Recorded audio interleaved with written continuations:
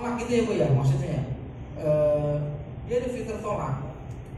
Ketika klik tolak, nanti ada fitur pilihan di tolaknya itu yang akan memperbaiki atau membenarkan.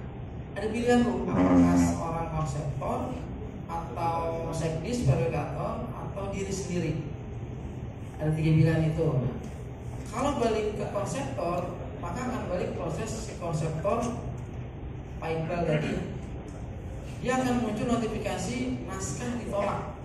Kemudian ada catatan penolakannya, catatannya apa dari Pak Kadis, saya nggak tahu ya. Sesuai dengan misalkan tolong tanggalnya diganti karena bukan tanggal ini. Nah, berarti kan Pak Iqbal dia upload file ulang setelah diperbaiki.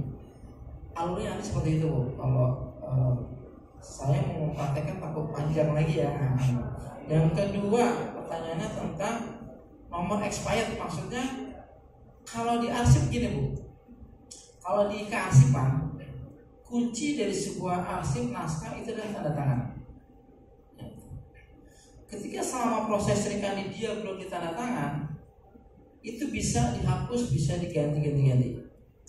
Tapi kalau sudah ditanda tangan, sudah dikasih nomor, itu sebagai sebuah penciptaan arsip dan itu nggak bisa dihapus. Kalau ingin buat lagi, bikin nomor, bikin registrasi baru. Contoh di Andri pernah. Kita sering ketika CTU salah, udah ditanda tangan, ternyata ada revisi surat tugas atau surat perintah gitu kan. Kita tetap buat registrasi baru TU dengan catatan revisi nomor surat sekian. Isinya direvisi mungkin nggak banyak, mungkin karena tempatnya berubah atau tanggalnya berubah, tapi yang jelas arsip itu adalah alur. Jadi kita pernah buat kesalahan dengan surat tersebut nomor sekian, kemudian ada revisinya. Yang benar adalah surat ini, revisi dari surat ini. Jadi intinya di Serikandi kalau sudah ditandatangan, nomor itu nggak bisa diambil lagi, udah dipakai gitu kan, udah jadi, nggak bisa dihapus. Tapi selama di si penandatangan belum di approve TTE-nya, itu bisa dibatalkan atau dihapus. Gitu. Yang ketiga apa nih Bu tadi?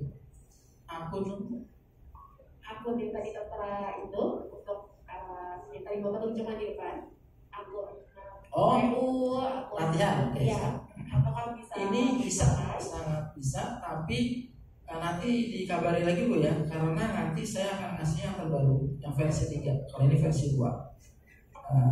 Kenapa karena ini udah dijadwalkan.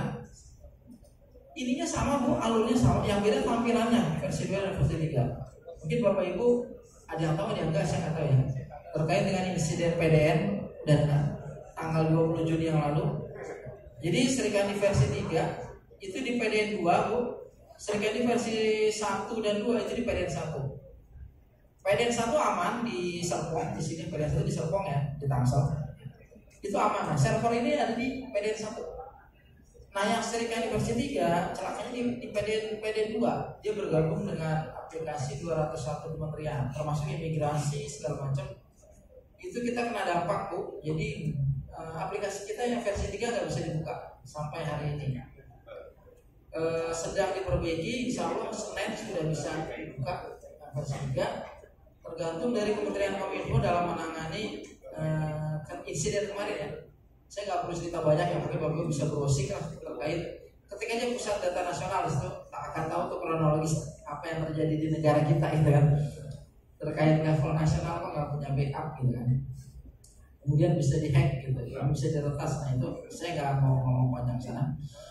Yang keempat terkait dengan implementasinya kapan, itu nanti bisa ditanyakan dengan dinas arsip. Dalam hal ini nanti ada Pak Kadis, ada Pak Komis, nanti koordinasi ya Bu dengan, karena butuh proses, karena kan juga harus ada ngobrol dulu dengan Pak Sekda, koordinasi dengan biro organisasi, baru bisa dijalankan. Ini internal ya Bu, kalau pertanyaan nomor 4 internal ya Bu, nanti bisa ditanyakan ke dinas perusahaan arsip.